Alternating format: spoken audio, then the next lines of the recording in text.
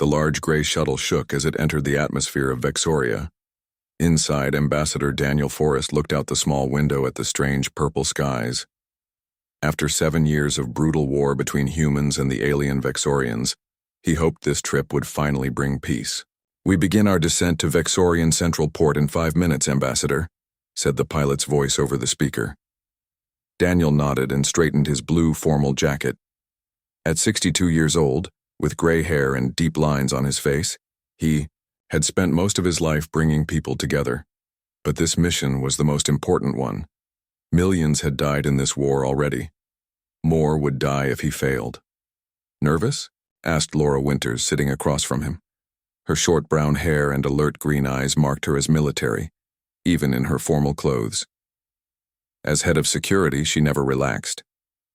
"Just thinking about what's at stake," Daniel replied. He glanced at the other members of his small team.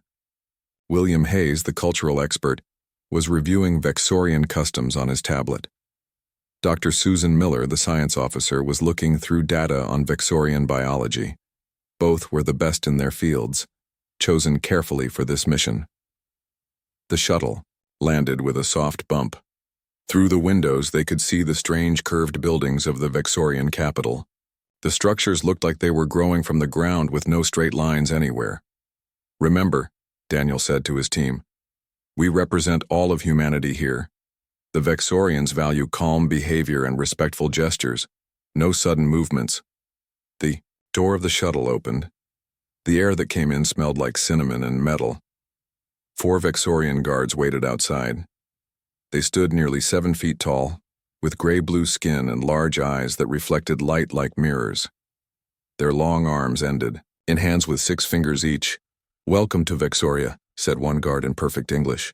"I am Guard Captain Kreth. Please follow me to the transport. High Negotiator Zrekthar awaits your arrival at the moon base."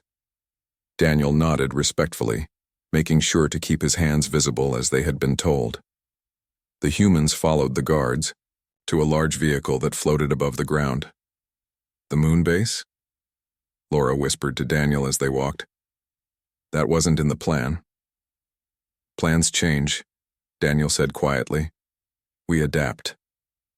The ride to the launch area was silent and tense. The Vexorian city was beautiful in a strange way, with buildings that seemed to flow like water frozen in time. Few Vexorians were on the streets, and those who were stopped to watch the human visitors with unblinking eyes. Another shuttle took them from the planet's surface to the moon base. This one was larger and moved very fast. William Hayes looked nervous during the trip, while Susan Miller took notes on everything she saw. The moon base turned out to be a massive structure built into the gray surface of Vexoria's largest moon. Half buried in the dusty ground, it stretched for miles in every direction. Glass domes revealed gardens inside, filled with plants from both worlds. "This is neutral ground," explained Guard Captain Kreth as they walked through a long hallway. "It was built before the war as a place for science and trade. Now it will be where we decide if peace is possible." They entered a large round room. The walls were made of a clear material that showed the stars outside. In the center was a round table with chairs for both humans and the taller Vexorians. Standing at the far side was High Negotiator Zrekthar. Taller than the guards and dressed in flowing robes of deep blue, the Vexorian leader had skin that seemed to shimmer slightly in the light. 3 smaller Vexorians stood behind him, all wearing the marks of advisors. "Ambassador Forrest," Zrekthar said, his voice deep and musical. "We meet at last. I have studied your work for many years. Your peace treaty between the Mars colonies and Earth showed great wisdom." Daniel walked forward, careful to make the greeting gesture they had practiced, right hand open at chest level, palm facing himself. "High Negotiator, the honor is mine. Your work in the Outer Rim dispute saved many lives." Zrekthar made a sound that might have been a laugh. "Yet here we are, after 7 years of killing each other. Please sit. We have much to discuss." For the next 5 hours they talked. The Vexorians were direct but fair. The dispute that had started the war seemed small now, mining rights in a distant star system that both sides claimed. But pride and misunderstanding had turned it into a conflict that spread across 12 star systems. The problem, Daniel said as they reviewed maps on the table's display, is trust. We need to build it step by step. Agreed, said Zrekthar. Perhaps we start with a shared mining operation in the disputed area.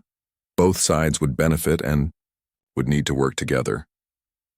By the end of the day, they had made more progress than anyone had expected. Even Laura looked less tense.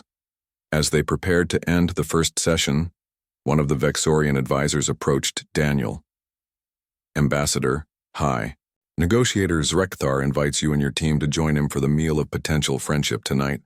It is a great honor. William Hayes looked up quickly. That's a very important ritual in their culture. It means they're taking this seriously. Daniel smiled. Please tell the High Negotiator we would be honored. The dining room was smaller, but just as impressive as the meeting room. The table was set with foods from both worlds. Daniel noted with approval that the Vexorians had researched what humans could eat safely. As they took their seats, Zrekthar raised a glass filled with a clear blue liquid. In our culture, when we wish to show trust, we expose our most vulnerable area. He tilted his head back, showing his throat, a gesture that William had told them was deeply meaningful to Vexorians. Daniel did the same, raising his glass. To a new beginning between our peoples. Everyone at the table raised their glasses. Just as Daniel took a sip, a flash of bright light came from a dark corner of the room. Something hot and painful hit Daniel in the chest. The glass fell from his hand. He heard Laura shouting and saw her jumping in front of the other humans. Vexorian guards surrounded their leader. Through the confusion and growing darkness, Daniel noticed something strange. The weapon that had shot him looked like a human design, not Vexorian. As he fell to the floor, his last thought was that he had come so close to peace. Now he would never know if it would last. Laura Winters held her leader as he died, her eyes already searching for the assassin who had slipped away in the chaos. She knew what would happen next. Both sides would blame each other. The war would get worse, unless she could find out who really wanted the ambassador dead. News of Ambassador Daniel Forrest's death reached Earth 8 hours later. Patricia Summers sat in the large meeting room of the Terran Confederation headquarters in New Washington. As the second-in-command to Daniel, she was now the acting ambassador. Her hands shook slightly as she watched the recording of the assassination for the 5th time. The room was filled with the most powerful people in the human government. President Eleanor Bennett sat at the head of the table, her face showing no emotion. Admiral Vincent Clark stood by the large window, his back straight and his uniform perfect. The other 12 members of the Security Council watched the screen with dark expressions. "Play it again," ordered Admiral Clark. "Focus on the weapon signature." The video showed the dinner, the toast, and then the flash of light that killed Ambassador Forrest. The image froze on the bright beam that had burned through his chest. "That's a Mark 7 energy pistol," said Admiral Clark, pointing at the screen. "Our own technology. The Vexorians staged this using our weapons to blame us." "We don't know that," Patricia said. At 45, she had spent 15 years working with Daniel. They had solved many conflicts together. Now she felt lost without his calm guidance. "The video isn't clear enough to be certain." Admiral Clark's face turned red. "What more proof do you need? They invited him to dinner and killed him. This is their way of ending the peace talks while making us look bad." He turned to the president. "Madam President, we need to act now. I have 3 battle groups ready to strike key Vexorian positions. We can hit them before they expect it." President Bennett looked tired. The war had started during her first year in office. Now, 6 years later, she had sent too many letters to the families of dead soldiers. "What are the Vexorians saying?" she asked Patricia. "They claim they had nothing to do with it. High Negotiator Zrekthar has sent a message saying he believes a third party wanted to stop the peace process." Patricia tapped her tablet. "But there's something else. I received an encrypted message from William Hayes. He managed to save some data before the emergency evacuation from Vexoria." She played the new video. It showed the same scene from a different angle. The quality was poor, but they could see the assassin for a brief moment. A figure in dark clothes running from the room. The weapon in their hand looked strange. "Can you enhance that?" asked the president. Patricia worked the controls. The image became clearer. The weapon had both human and Vexorian parts combined in an unusual way. "That's not standard for either side," said Patricia. "It's been modified." "A trick," insisted Admiral Clark. "They're trying to confuse us." President Bennett studied the image. "What happened to our people after the assassination?" "William Hayes and Dr. Miller were evacuated immediately," Patricia said. "But Laura Winters is missing. The Vexorians claim she ran away during the confusion. They say this proves humans planned the attack. Or she was captured and they're lying," Admiral Clark said. Patricia shook her head. "I know Laura. If she stayed behind, she did it on purpose. She must be looking for the real killer, so we have no clear evidence either way," the president said. She looked at Patricia. "You knew Ambassador Forrest better than anyone. What would he do in this situation?" Patricia thought carefully before answering. "He would look for proof before taking any action that couldn't be undone. He always said that in diplomacy, patience saves more lives than speed." Admiral Clark hit the table with his fist. "While we sit and wait, the Vexorians are preparing for war. They killed our ambassador. We must respond with force." The president was quiet for a long moment. The room waited for her decision. "Patricia, you have 48 hours to find proof of who killed Ambassador Forrest," she finally said. "After that, I will have no choice but to authorize Admiral Clark's attack plan." "Thank you, Madam President," Patricia said, feeling the weight of billions of lives on her shoulders. As the meeting ended, Patricia returned to her office. She needed to decode the rest of William's message and find out what really happened in that room. Meanwhile, on Vexoria, Laura Winters moved through the shadows of the alien city. She had changed out of her formal clothes and now wore a simple gray outfit she had taken from a supply closet. It let her blend in with the service, workers who moved through the less public areas of the city. For 3 days she had been hiding and watching. She knew the Vexorian government was looking for her. They probably thought she was the killer or at least involved in the plot. But she had seen something in that dining room. The assassin had not moved like a Vexorian. Their body shape was wrong, too small and quick. Laura needed to find proof before both sides started shooting again. She had served in the war for 4 years before joining the diplomatic service. She had seen enough death. Her small computer device beeped softly. It had finished analyzing the partial image she had captured of the killer. The results were strange. The body shape didn't match human or Vexorian exactly. It was something in between. "That's impossible," she whispered to herself. A sound outside made her freeze. Someone was at the door of the small storage room she was using as a hiding place. Laura pulled out her small gun and waited. The door opened slowly. A tall Vexorian stood there, dressed in plain clothes rather than a uniform. Laura recognized him as one of the staff members from the moon base. "I am Krelvor," he said in a low voice. "I serve High Negotiator Zrekthar. I am here to help you." Laura kept her gun pointed at him. "Why would you help me?" "Because I believe as you do. Someone wants our peoples to keep fighting. Someone who benefits from the war." He held out his hands to show he had no weapons. "I can take you to people who saw the killer before the assassination. People who would not talk to the official investigators." Laura hesitated. This could be a trap, but she had no other leads and time was running out. "If you're lying, I'll shoot you before they can take me," she said. Krelvor made the Vexorian gesture of understanding, a slow blink with both sets of eyelids. "I expect nothing less. Will you come?" Laura nodded and followed him into the alien. Night.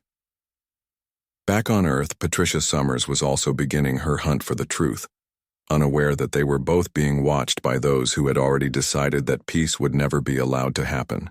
Krelvor led Laura through the back streets of the Vexorian capital. The buildings here were smaller and less beautiful than in the main areas. The locals stared at Laura with their reflective eyes. but no one tried to stop them. "Where are we going?" Laura asked, keeping her voice low. "To the Edge District," Krelvor replied. "It is where those who benefit from the war gather." After walking for nearly an hour, they reached a building that seemed to sink into the ground. Strange lights flickered in the windows, and music unlike anything Laura had heard before came from inside. "This place is called the Broken Treaty," Krelvor explained. "It is where those who deal in weapons and war supplies meet. Both Vexorians and humans come here." "Humans? On Vexoria?" Laura was shocked. "That's not allowed." "Many things happen that are not allowed during war," Krelvor said. "Some humans have been trading with Vexorians in secret since the fighting began. They make much money this way." They entered the building. Inside, the air was thick with smoke and strange smells. Laura pulled her hood lower to hide her face.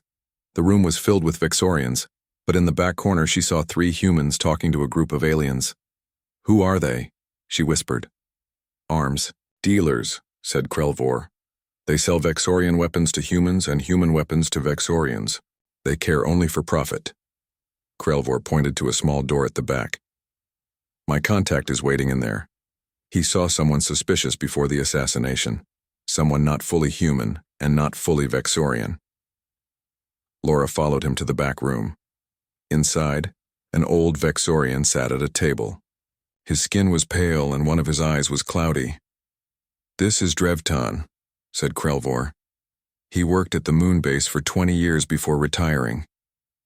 The old Vexorian looked at Laura. "You are brave to come here, human. The authorities search for you everywhere." "I need to know what you saw before the ambassador was killed," Laura said. Drevtan's voice was rough. "I was cleaning the storage areas near the dining room. I saw someone checking the security cameras. At first I thought it was a small Vexorian, but when they turned, their face was wrong. It looked mixed." "Mixed how?" Laura asked. "Like someone had taken parts from both species and put them together," Drevtan said. "I've heard rumors of such things, experiments by those who want the war to continue." Meanwhile on Earth, Patricia Summers had spent 12 hours analyzing William Hayes's data. She had found something strange in Ambassador Forrest's personal AI assistant logs. The device, which should have warned him of any danger, had been hacked, just hours before the assassination. Her computer traced the hack to an orbit station owned by Galactic Defense Industries, or GDI for short. GDI was Earth's largest weapons maker. They had made billions from the war with Vexoria. Patricia called William Hayes, who was now back on Earth. His tired face appeared on her screen. "William, I found something," she said. "Did the ambassador's AI assistant act strangely before the attack?" William thought for a moment. "Yes. It gave him the wrong time for the dinner. We were almost late, and it translated some Vexorian phrases incorrectly. I had to correct them." "It was hacked," Patricia said, "by someone at GDI." "The weapons company?" William looked shocked. "Why would they want to kill him?" "Peace is bad for business," Patricia said.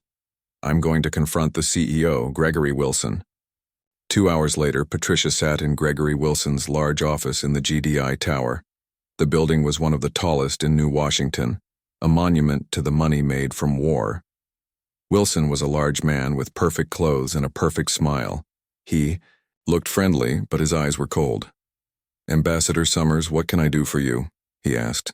"GDI fully supports the government's efforts, whatever they may be." "Including peace?" Patricia asked. Wilson's smile didn't change. "Peace is always the goal, eventually, but we must ensure it's on our terms.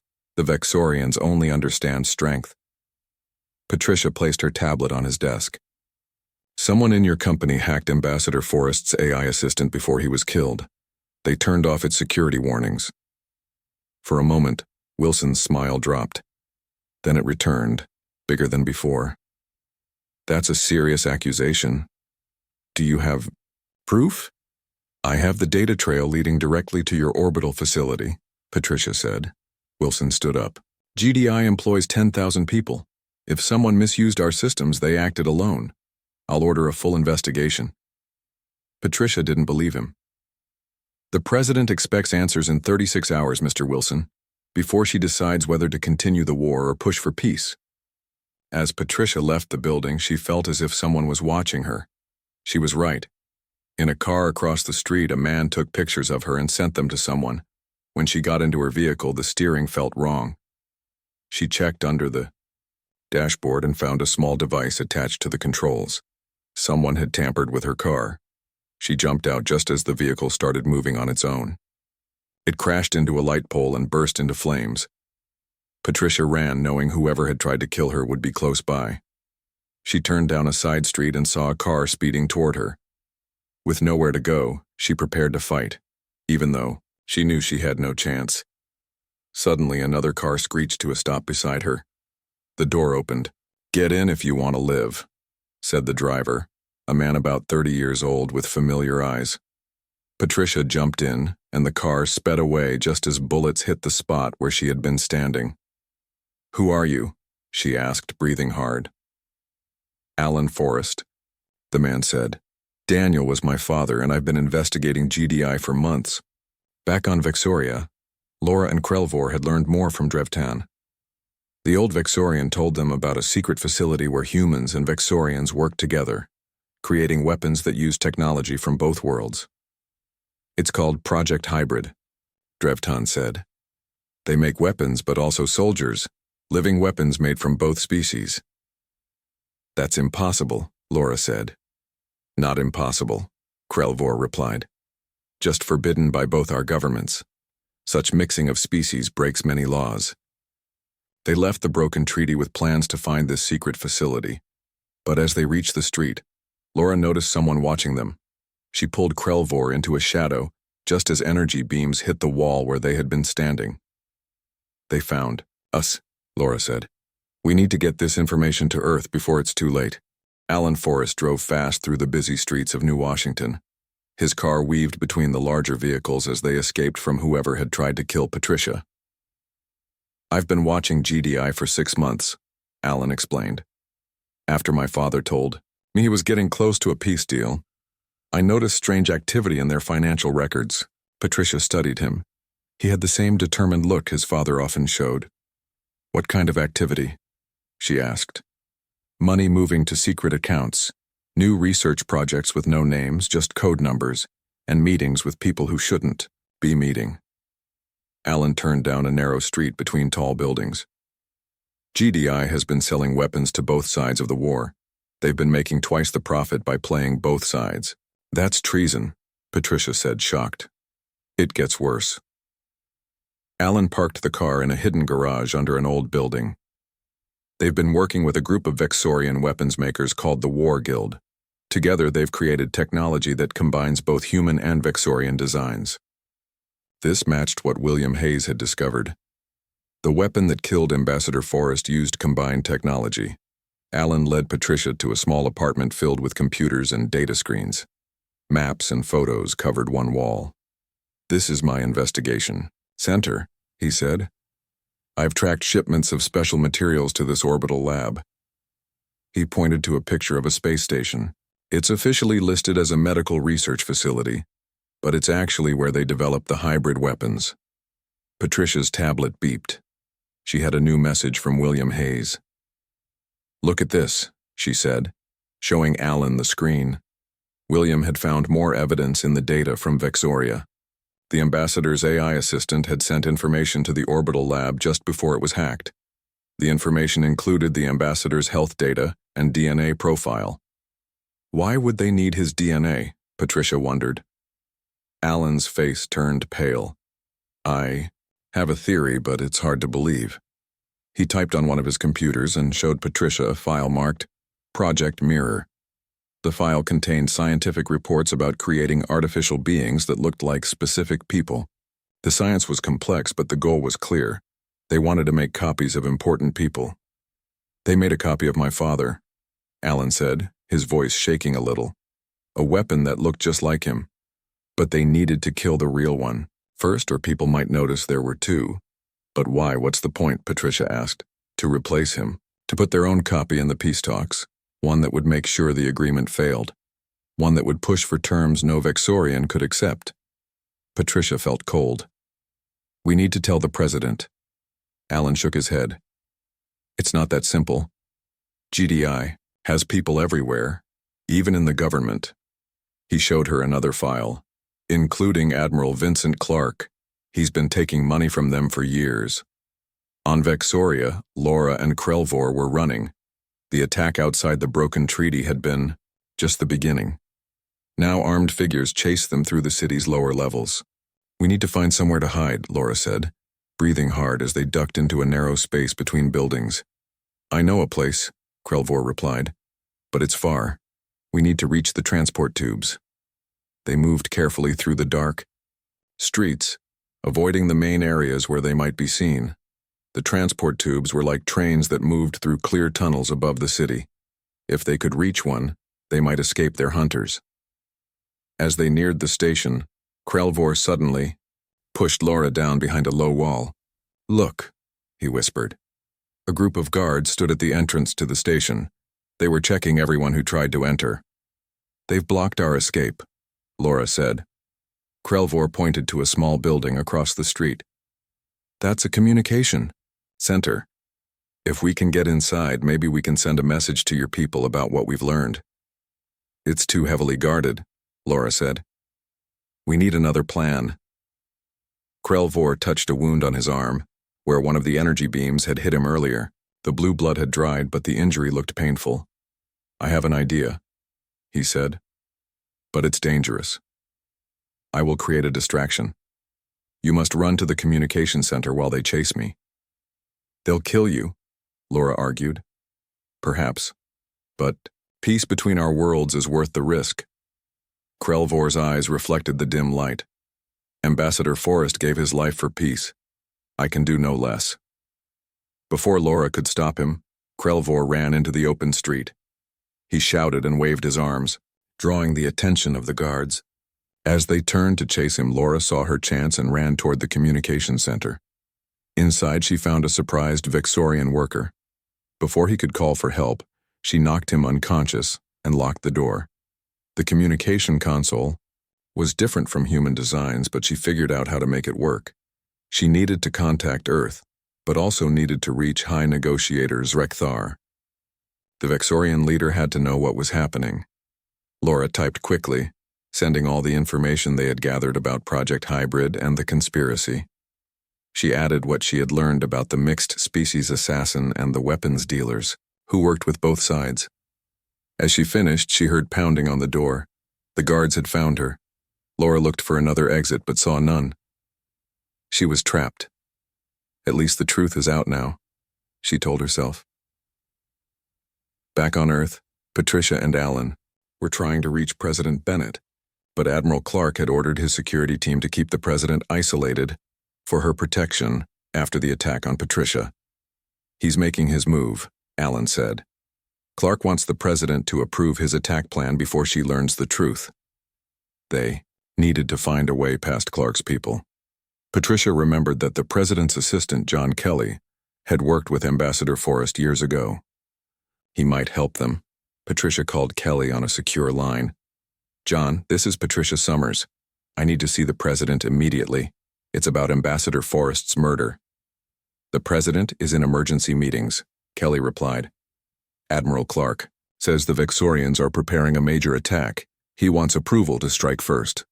Clark is lying, Patricia said. He's working with the people who killed the ambassador. I have proof. There was a long pause. Meet me at the side entrance to the White House in 20 minutes, Kelly finally said. I'll get you in. Alan looked worried. It could be a trap.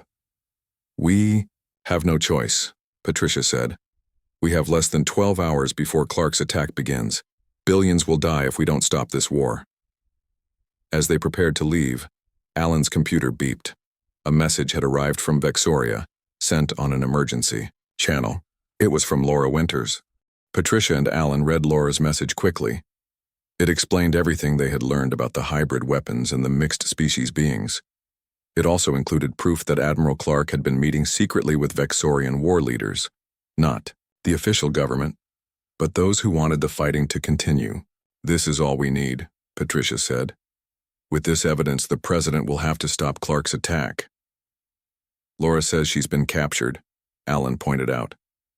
She's being held at the main security center in the Vexorian capital. We'll help her after we stop the war, Patricia said, though she worried about her friend. They drove to the White House, watching carefully to make sure no one followed them. John Kelly was waiting at the side entrance as promised. His face was serious as he led them through quiet hallways. The president is in the war room, Kelly whispered. Admiral Clark has convinced most of the Security Council that we need to attack now. They're preparing to launch in 6 hours. That's sooner than we thought, Patricia said, walking faster. When they reached the war room, 2 guards blocked their way. No one enters, one said. Admiral's orders. John Kelly stepped forward. By the president's direct authorization, acting IA. Ambassador Summers is allowed access to all security meetings. The guards looked uncertain. Finally, one nodded and stepped aside. Inside the war room, Admiral Clark stood at a large display showing the planned attack. President Bennett sat at the head of the table, looking troubled. Madam President, Patricia said loudly. Everyone turned to look at her. Admiral Clark's face darkened with anger. Who let them in? He demanded. This is a secure meeting. I did, John Kelly said. The acting ambassador has information about Ambassador Forrest's murder. President Bennett stood up. What have you found, Patricia? Before Patricia could answer, Admiral Clark stepped between them. Madam President, we don't have time for this. The attack must begin on schedule or we lose our advantage. Alan Forrest moved forward, holding his tablet. Admiral Clark has been working with GDI to extend the war. He's been paid millions to push for attacks instead of peace. Clark's face turned red. That's a lie.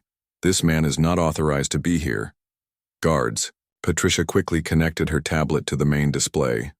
The room filled with images of secret meetings, bank transfers, and project files. Admiral Clark helped plan the ambassador's assassination. GDI created a hybrid being to kill him, using technology they developed with Vexorian war dealers. The evidence was clear. Records showed Clark receiving money from GDI.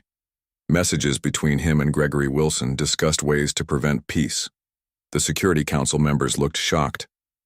Arrest them, Clark shouted, reaching for his weapon. But the guards had seen the evidence too. They moved to block Clark instead. President Bennett's voice was ice cold. Admiral Clark, you are relieved of command, effective immediately. Guards, take him into custody. As the guards led Clark away, he shouted, You're making a mistake. The Vexorians can't be trusted. President Bennett turned to Patricia. Can you stop the attack? Yes, but we need to do more, Patricia said.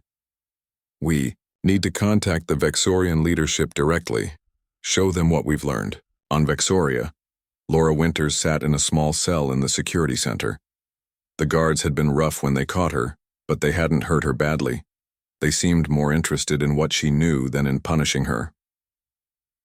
The door opened, and a tall Vexorian in official robes entered. Laura recognized High Negotiator Zrekthar. Your message reached me, he said. Our investigators have confirmed much of what you reported. The War Guild has been working with your GDI, creating weapons to extend the conflict. Then you believe me? Laura asked, standing up. I do, but many in our government do not. They are convinced humans assassinated Ambassador Forrest to avoid peace. They push for a major attack against your worlds. There will be no winners in such a war, Laura said. Only more death on both sides. Zrekthar nodded slowly.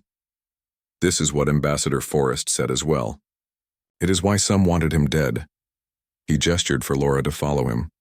Come, we must show the evidence to the Vexorian Emperor. As they left the security center, guards surrounded them for protection. News had spread that someone had tried to kill Laura, just as they had killed the human ambassador. In orbit above Vexoria, the combined fleet of human warships waited for the order to attack. The lead ship, the TCS Intrepid, commanded by Captain Samantha Rodriguez, had its weapons ready. On the bridge, Captain Rodriguez received 2 messages almost at the same time. The first was from Admiral Clark, ordering an immediate attack on Vexorian positions. The second was from President Bennett canceling the attack and explaining the conspiracy. "Orders, Captain?" asked her second-in-command. Captain Rodriguez thought quickly. The messages were contradictory. One of them had to be false. "Contact the other ships," she ordered. "Tell them to hold position until we confirm these orders." Before she could say more, a third message arrived. This one showed evidence of the conspiracy, sent by Patricia Summers.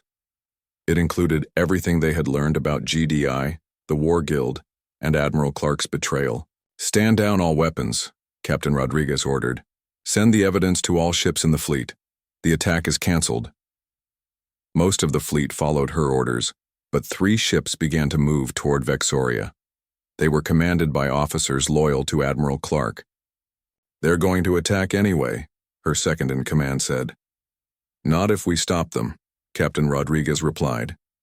She moved her ship between the rogue vessels and their targets. "This is Captain Rodriguez. Stand down immediately." The attack order was illegal. The 3 ships continued forward. One fired a warning shot that hit the Intrepid's shields. "They've fired on us," a crew member shouted. "Return fire," Captain Rodriguez ordered. "Target their engines only. We need to stop them without destroying them." A space battle began between the human ships. The Intrepid was bigger and more powerful, but it was outnumbered. Its shields began to weaken under the combined attack. Suddenly, Vexorian defense ships appeared. For a moment, Captain Rodriguez thought they were about to be caught in a 2-sided battle. But the Vexorian commander sent a message. "We are here to assist you against the rogue vessels." Together, the Intrepid and the Vexorian ships disabled the 3 attacking vessels. The battle was over quickly with few casualties. On Earth, President Bennett addressed the people of the Terran Confederation. "Today marks a new beginning in our relationship with the Vexorian people," she said. "The conspiracy to extend the war has been exposed. Those responsible will face justice." 6 months later, Laura Winters watched as Patricia Summers, now the official ambassador, signed the peace treaty with High Negotiator Zrekthar. The ceremony took place on the neutral moon base where Ambassador Forrest had been killed.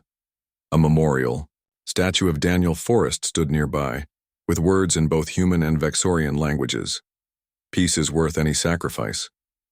As the 2 leaders shook hands, Laura thought about how close they had come to total war. She also thought about Krelvor, who had survived his brave distraction and now served as Zrekthar's security chief.